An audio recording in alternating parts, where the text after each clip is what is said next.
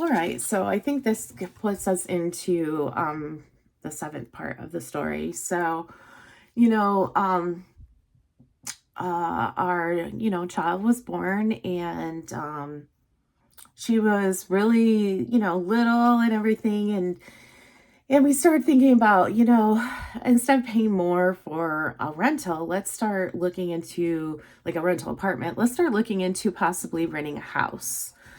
So, before we kind of really looked into that, I was still on maternity leave, but I started kind of looking at it a little bit, trying to decide, where would be a good place to live, and what would fit our needs, and that. But I know there was one weekend where he had to travel for work. And I know you're thinking, what does the landscaper have to do traveling for work? Well, I didn't quite understand it either, but I went along with it. And he shared that he had to go get some sort of certification in another state, and so he was going to do that. And I got real sick. Before he left, I was really sick. Like, I'm not one, like, when I get sick, I still keep going because somebody's got to. But when I'm really sick and I'm laying on a couch or bed and I'm just not feeling good, you know it. And that's where I was. I was, I just had my baby a couple months before, was still breastfeeding and sick with a bad sinus infection. And I remember laying in on our couch, just kind of resting and blowing. I have the box of Kleenex next to me, next to the couch, and a bag for all my trash, and I'm water and just sniffling and sneezing, and my baby's laying on me, and I'm nursing, and she's sleeping, and here he is getting ready to leave. And there was never a, do you want me to stay home with you? Maybe I can come back early. None of that was discussed. And I wanted to be the loyal, supportive wife. And so I didn't bring up the fact that, what he was doing was not cool. I would have liked to have had him stay home and help me. And I shouldn't have had to ask for that. Um, you know, but he went, and I obviously survived, and so did my baby. But it was hard. It was rough being sick and still nursing and everything, but oh well, I did it. So I think maybe a couple more months I went back to work. It was getting to be about the time that I'd have to renew the lease on the apartment, and we really started thinking, do we want to keep throwing money away at an apartment when we can pay the same amount and get a whole house? So we started looking at rental homes and found one in a good area. And we moved in. And about that same time, I had reconnected with my brother. So he had lived with me for a couple years in Atlanta and then moved back to our hometown. And I had gone and brought my daughter up to my hometown for her to meet everybody, meet family and stuff. And while we were there, I noticed how good my brother was with our daughter. And I got this idea. He wasn't working. I got this idea. Hey, why don't you come and move in with us and take care of her? And we'll pay you instead of a like a child care center or daycare. And yeah, you can just live with us. So we talked about it and worked it out, and he ended up moving down and moving in with us. And it was about a year and a half that he stayed with us, and it was a mixed bag. It really, that year and a half was a mixed bag. And I can see it as a lot of make and break moments for a lot of situations. Some dealing with my husband, some dealing with my relationship with my brother. It was good. It was awesome to see my brother and my daughter together. They still have a huge, great connection and bond. And I am glad that they had that time together.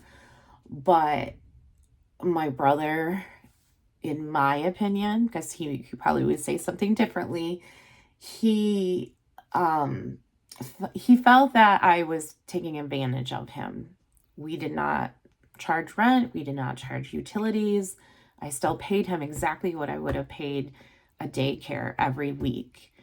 But he felt that it needed to be more, and we couldn't financially do that. And instead of really talking about it, feelings got hurt, and eventually, about a year and a half in, he ended up going back to our hometown for a visit and not coming back.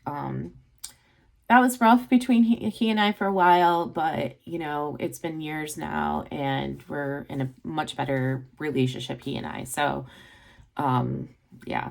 So, and because of that, it put a lot of strain on my relationship with my husband.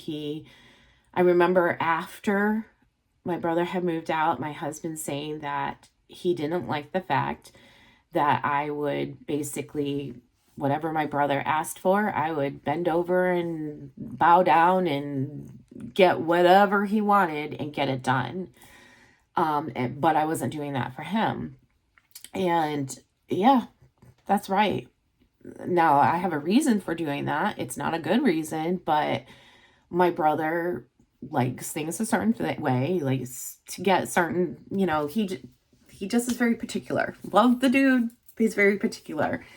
And I don't like confrontation, and I don't like feeling like someone's pissed and mad, and it makes me very anxious. Now, I have worked on that and gotten over a lot of that, but back then, no.